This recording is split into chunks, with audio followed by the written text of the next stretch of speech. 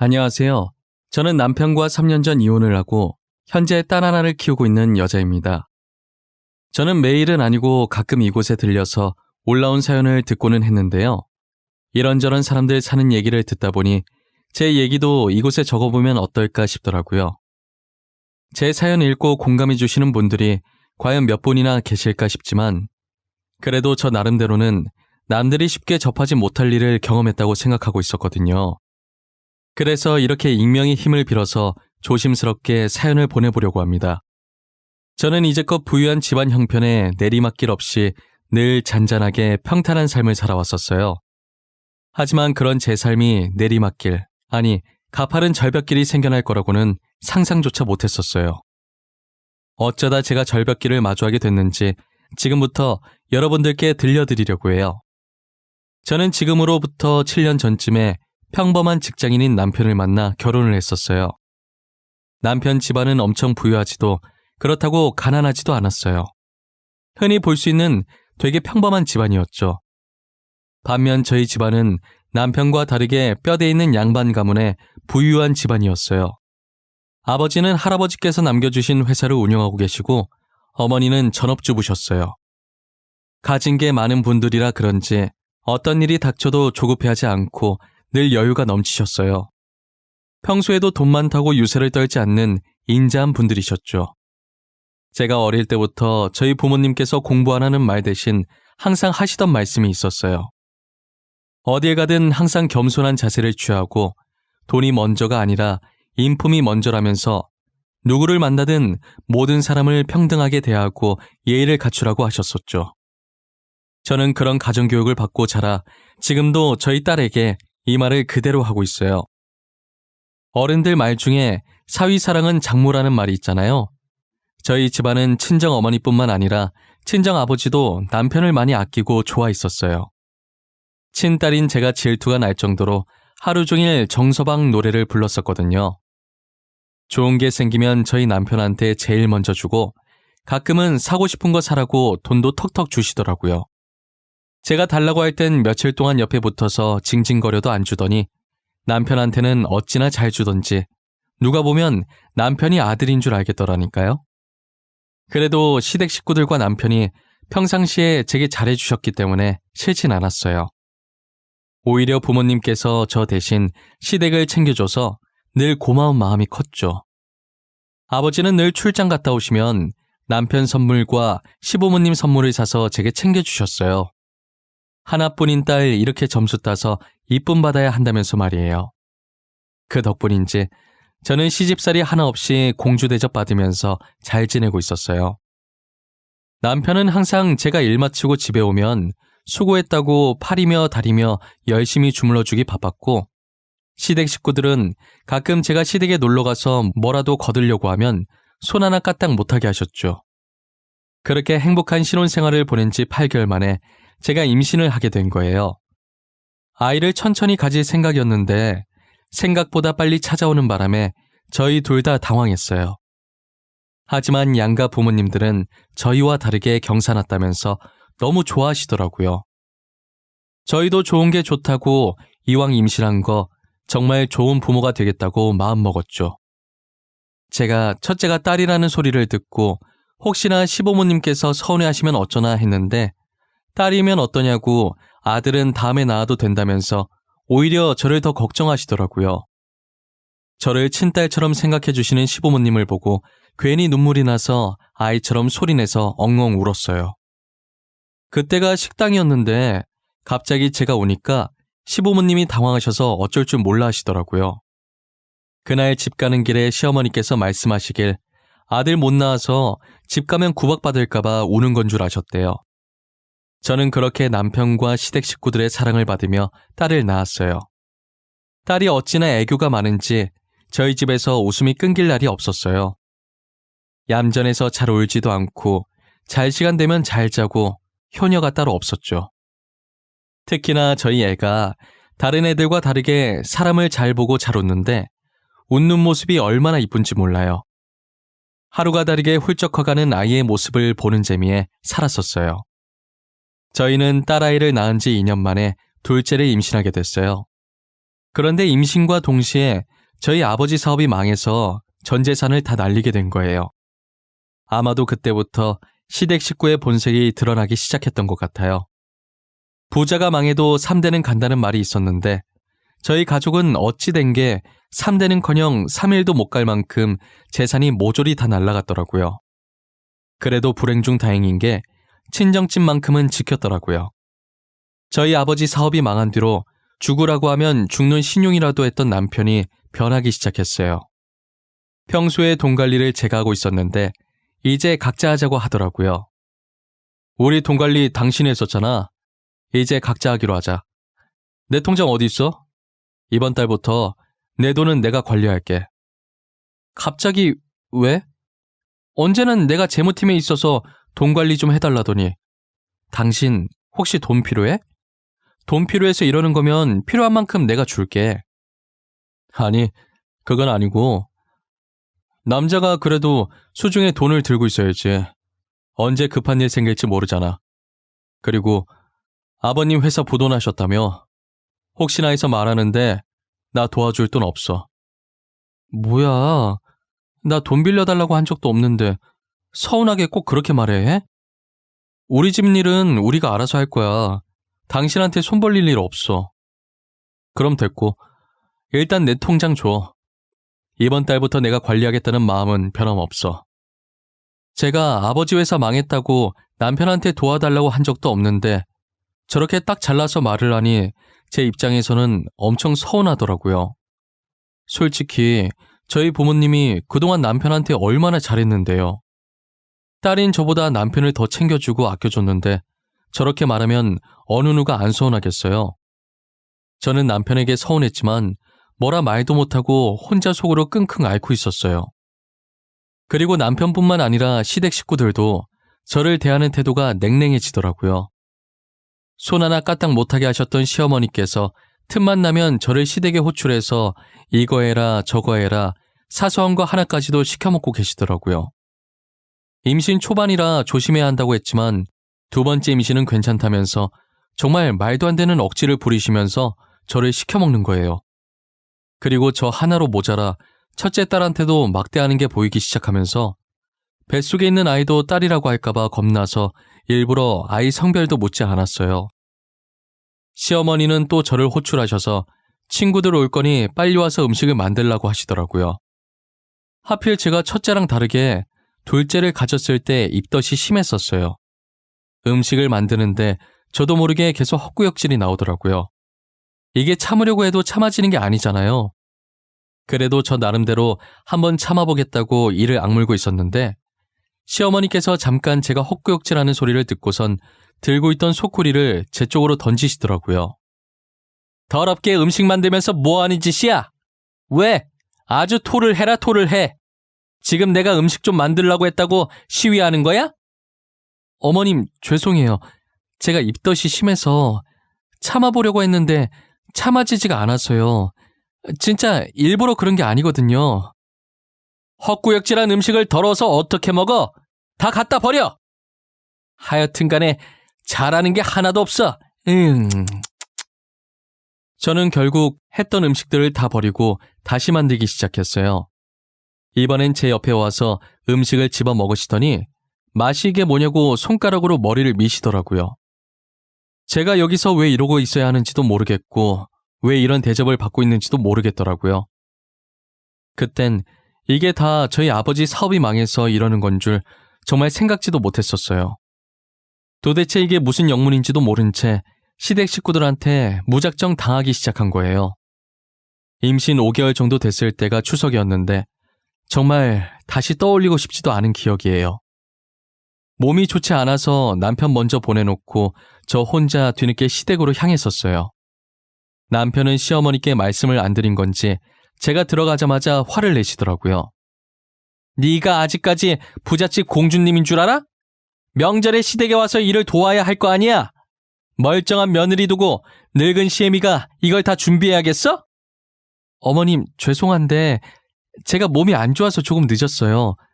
그리고 1시간밖에 안 늦었는데 그게 이렇게까지 화낼 일이에요? 당신 어머니한테 버릇없게 지금 이게 뭐 하는 짓이야? 그냥 죄송하다고 하면 끝날 일을 굳이 말대답해야겠어? 당신이 아프다고 말만 해줬어도 어머님이 이렇게까지 화 안 내실 거 아니야. 내 말이 틀려? 내 말이 맞잖아. 아니다. 그냥 말을 말자. 싸울 힘도 없다. 너 지금 하늘 같은 남편한테 말버릇이 그게 뭐야? 너희 부모님이 그렇게 가르치셨어? 어? 어머님, 말 한번 잘 꺼내셨어요. 저희 부모님이 그동안 시댁 식구들한테 얼마나 잘했는데요. 기억 안 나세요? 그런데 어떻게 저한테 이런 식으로 하실 수가 있어요? 시어머니 입에서 저희 부모님 얘기 나오니까 순간 울컥하더라고요. 그동안 저희 부모님이 얼마나 잘해주셨는데 지금 시어머니께서 저한테 이러나 싶어서요. 저는 정말 틀린 말 한 거 없다고 생각했는데 어디에 화가 나신 건지 시어머니께서는 제 말이 끝나기가 무섭게 제 뺨을 때리시더라고요. 저는 부어오르는 뺨을 어루만지면서 그대로 시댁을 빠져나와 친구 집으로 갔어요. 발갛게 달아오른 뺨을 보고 괜히 부모님께서 걱정하실까봐 대충 몸이 안 좋아서 못 간다고 말하고 연휴 끝날 때까지 친구 집에서 지냈었어요. 걱정하시는 것보다 시댁 식구들한테 실망하실 게 커서 입이 안 떨어졌어요. 친구는 제 얘기를 듣더니 어떻게 사람들이 그렇게 못됐냐고 당장 이혼하라고 하더라고요. 저도 당장 이혼하고 싶었지만 아이들이 있으니 그게 마음처럼 쉽게 안 되는 거예요. 저만 참으면 다 괜찮을 것 같다는 안일한 생각을 하면서 지냈어요. 어찌저찌 시댁 식구들의 횡포를 견디고 둘째를 출산하게 됐어요. 둘째를 낳고 보니 남편을 쏙 빼닮은 아들이더라고요.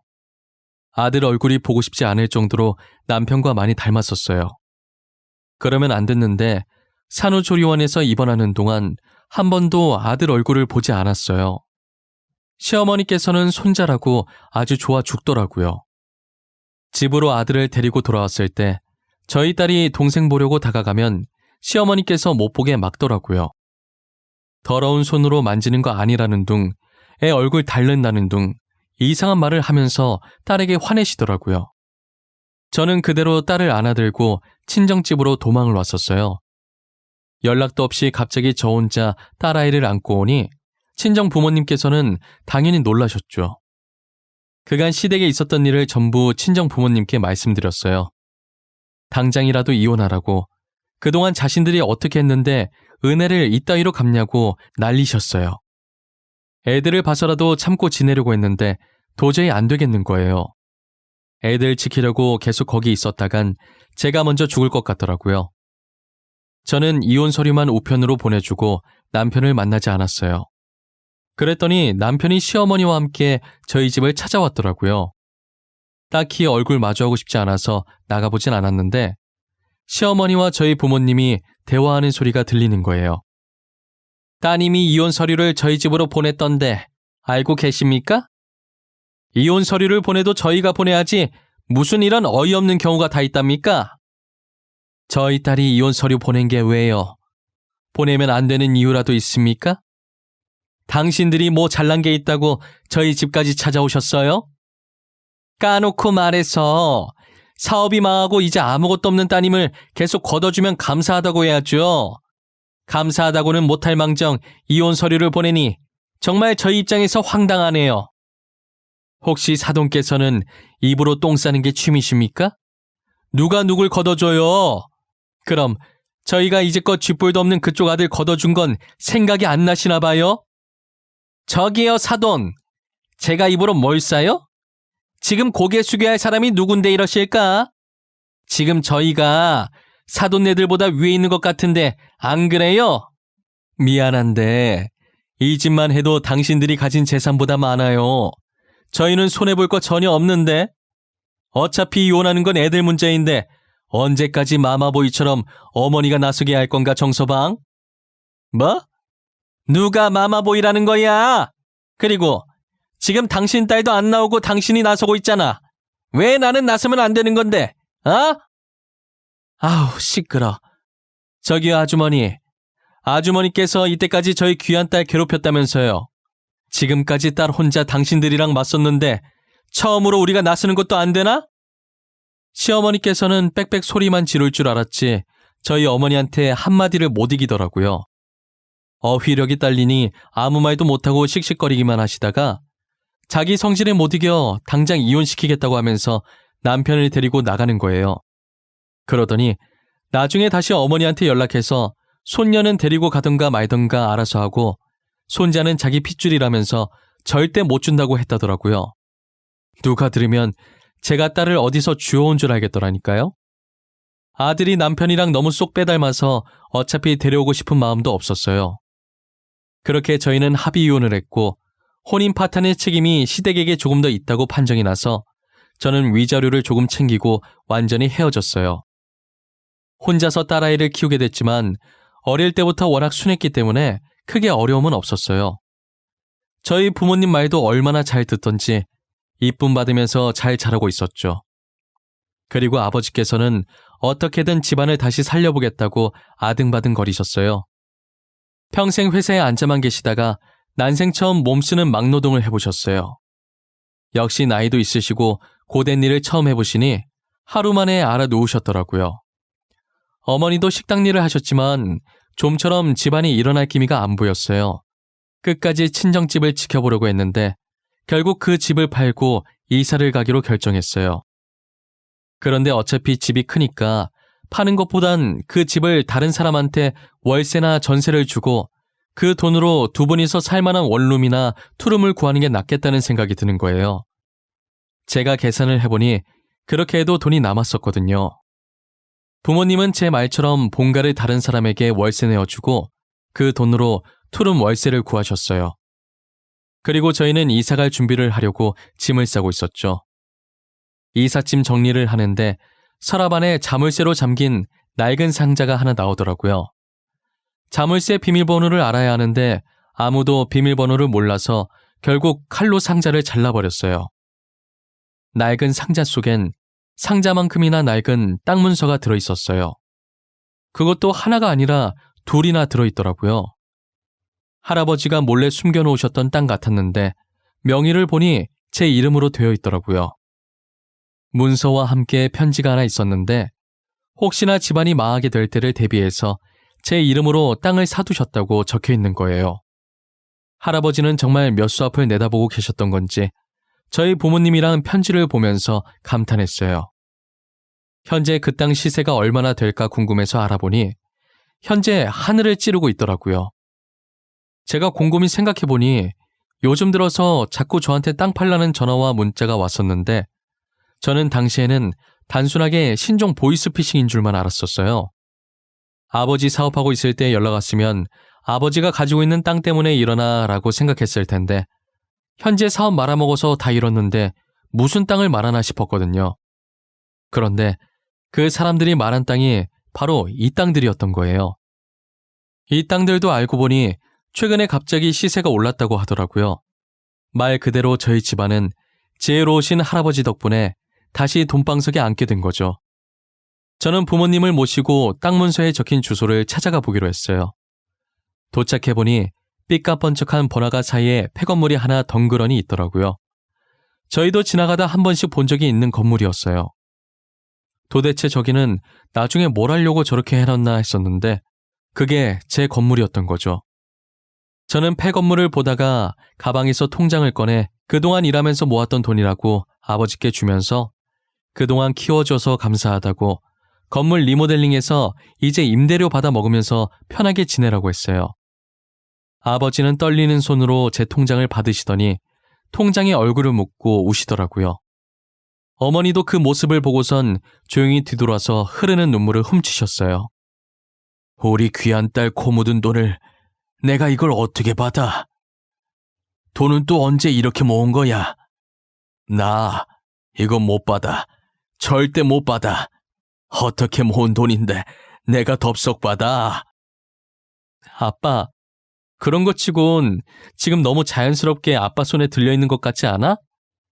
그냥 받아. 딸이 주는 선물이야. 그동안 이렇게 키워준 것도 고맙지 뭐. 그래.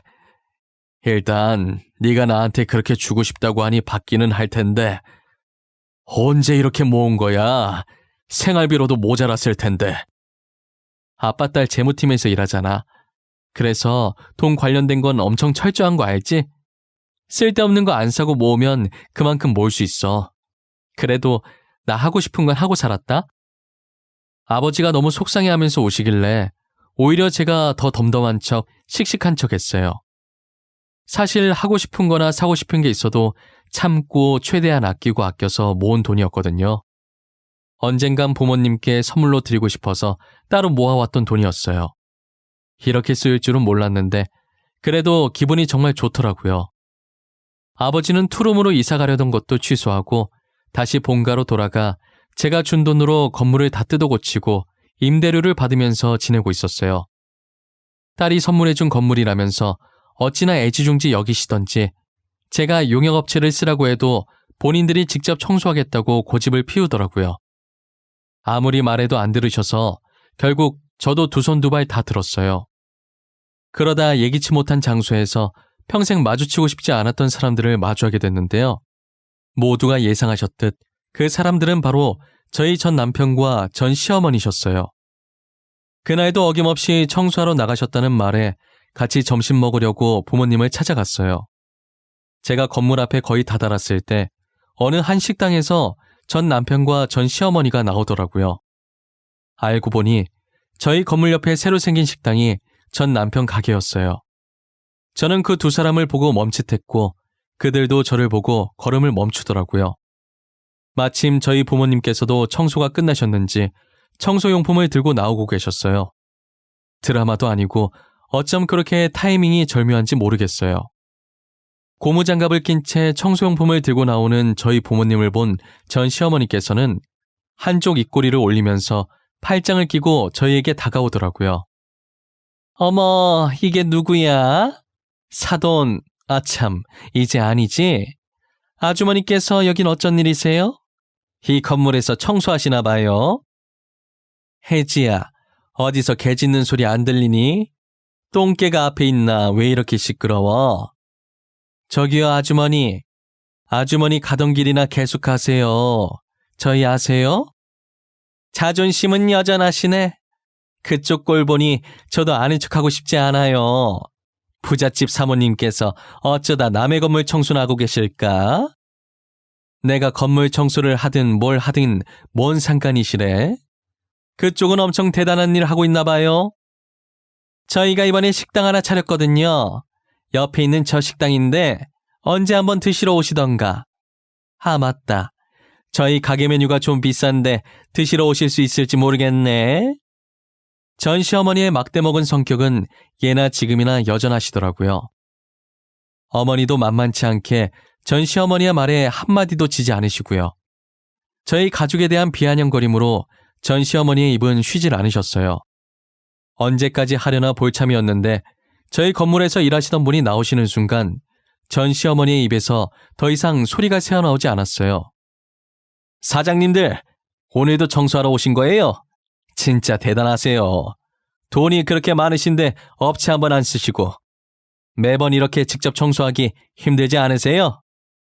에이, 아니에요. 제 건물 제가 청소하는데 뭐가 힘들어요? 안 그래도 저희 딸이 업체 쓰라고 난리더라고요. 생각 안 해본 건 아닌데 저희가 하는 게 마음 편해요. 두 분 다 대단하신 것 같아요. 아, 커피 한 잔씩 드릴까요? 저희가 이번에 신메뉴 개발했거든요. 여기서 일한 지도 1년이 지났는데 이제껏 임대료 한 번을 안 올리시고 정말 너무 감사해요. 아니에요. 지금같이 경기도 안 좋을 때 임대료까지 올리면 자영업자는 뭐 해먹고 살아요. 있는 사람이 좀 도와주고 하는 거죠. 신메뉴 맛이 어떨지 궁금한데 한 잔 마셔볼까요? 저희 어머니와 세입자의 대화를 듣던 전 시어머니와 남편은 가만히 서서 눈만 굴리고 있더라고요. 그러다 저희 부모님은 세입자를 따라 신메뉴 맛보러 카페 안으로 들어가셨고 곧이어 저도 뒤따라 들어가려는데 전 시어머니께서 제 손목을 붙잡으시는 거예요. 전 시어머니의 표정을 보니 제게 묻고 싶은 말들이 너무 많아 보이시더라고요. 저는 그 손을 뿌리치고 아까 전 시어머니가 저희 부모님께 그랬듯 똑같이 팔짱을 끼고 무슨 할 말이라도 있냐는 표정으로 쳐다봤어요. 제가 할 말 있으면 빨리 하라고 하니 저게 다 무슨 말이냐고 물어보는 거예요. 저는 아무렇지 않게 방금 들은 그대로라고 저 건물 저희 부모님 건물이라고 말했죠. 어떻게 된 일이냐고 물어보시길래 제가 꼭 대답을 해야 되냐고 말하고 카페로 들어왔어요. 카페 안으로 들어와 전 시어머니와 전 남편을 몰래 지켜보니 뻥진 표정으로 서 있다가 자신의 머리를 주먹으로 치더니 주랭랑 치시더라고요. 번데기 앞에서 주름 잡은 꼴이니 아까까지 자신들이 했던 행동이 얼마나 쪽팔리겠어요. 저는 그동안 당한 수모들에 대해 한 방 먹인 기분이 들어서 좋더라고요. 그런데 이게 제 발목을 잡기 시작할 줄은 꿈에도 몰랐어요. 전 시어머니와 전 남편은 저희가 다시 부자가 됐다는 것을 알고 들러붙기 시작했죠. 저희가 마주쳤던 그날 이후로 부모님 건물 앞을 기웃거리시면서 친한 척을 하셨나 봐요. 사돈으로 함께했던 시간들을 생각해보라고 하는 말에 어머니가 기가 찼다고 하시더라고요. 전 시어머니뿐만 아니라 전 남편도 제 회사까지 찾아와서 다시 잘해보자고 하고 난리도 아니었죠. 결국 거머리 같은 시댁 식구들을 피해 부모님은 용역업체에다가 건물 청소를 맡겼고 저는 오랫동안 다니던 회사를 그만두고 다른 회사로 이직을 하게 되었어요. 이제 마주칠 일 없을 거라 생각했는데 저희가 이사를 가지 않았으니 시댁 식구들은 친정까지 와서 들러붙기 시작하더라고요. 어머니는 그럴 때마다 주방에서 소금을 들고 나와 대문 앞에 있는 그들에게 뿌렸어요. 그 정도 했으면 자존심 상하고 지칠 만도 한데 매일같이 찾아오더라고요. 저희는 참다 못해 그 집을 다시 다른 사람에게 세를 주고 이사를 갔어요. 이사를 간 후로는 시댁 식구들을 마주치지 않게 됐고 진작에 이사를 갈 걸 그랬나 싶었어요. 그로부터 반년 뒤에 시댁 식구들의 소식은 뉴스를 통해 알 수 있었죠. 시댁이 운영하던 식당에서 일하던 한 알바생의 고발로 반찬 재사용 논란이 생긴 건데요. 알바생이 찍어놓은 증거 영상을 보니 빼도 박도 못하겠더라고요. 저희 가족은 뉴스를 보며 혀를 찾고 망신살도 이런 망신살이 없었어요. 제 딸도 뉴스를 보면서 그동안 우리한테 했던 짓 때문에 벌 받는 거라고 한마디 거들었어요. 그동안 아빠 없는 자식으로 만들어서 미안했는데 딸도 시댁에 대한 마음이 저와 같았더라고요. 저렇게 뉴스까지 났는데 식당은 잘 될 리 없었고 손님이 완전히 끊겨버리자 식당 문을 닫게 됐어요. 막상 저런 상황이 오니 통쾌하기보다 제 딸아이의 아빠라서 그런지 불쌍하다는 생각이 들었어요. 그러다 저와 딸에게 한 행동을 곱씹으며 상처 준 만큼 돌려받는 것뿐이라고 독하게 마음먹었죠. 지금 저희 가족은 예전보다도 더 잘 지내고 있어요. 딸도 이제 유치원을 다니면서 아빠 없이도 씩씩하게 잘 커주고 있고요. 저와 저희 부모님도 아빠의 빈자리를 못 느끼게 해주려고 노력하고 있어요. 딸이 남편보다 저를 닮았는지 어린 게 똑 부러져서 벌써부터 말을 되게 잘하더라고요. 저는 요즘 딸아이 하나만 바라보면서 열심히 이 각박한 세상을 잘 버티고 있어요. 딸아이를 안 낳았으면, 아니, 딸아이를 안 데리고 왔으면 어쩔 뻔했나 싶어요. 혼자 살겠다고 도망쳐 나왔으면 분명 이렇게 행복하게 살지 못했을 거예요. 저는 딸아이가 지금처럼 저희와 추억 많이 쌓으면서 행복하고 씩씩하게만 자라주었으면 좋겠어요. 공부 못해도 되니까 오래오래 제 옆에 있으면서 건강만 했으면 하는 바람입니다. 여러분들도 실패했다고 바로 좌절하지 마세요. 저희 가족처럼 언젠가는 정말 특별한 행운이 찾아올 거예요. 제 이야기는 여기까지입니다. 여기 계신 모든 분들이 행복한 꽃길만 걸으셨으면 해요. 제 긴 이야기를 들어주셔서 정말 감사하고 늘 건강하세요.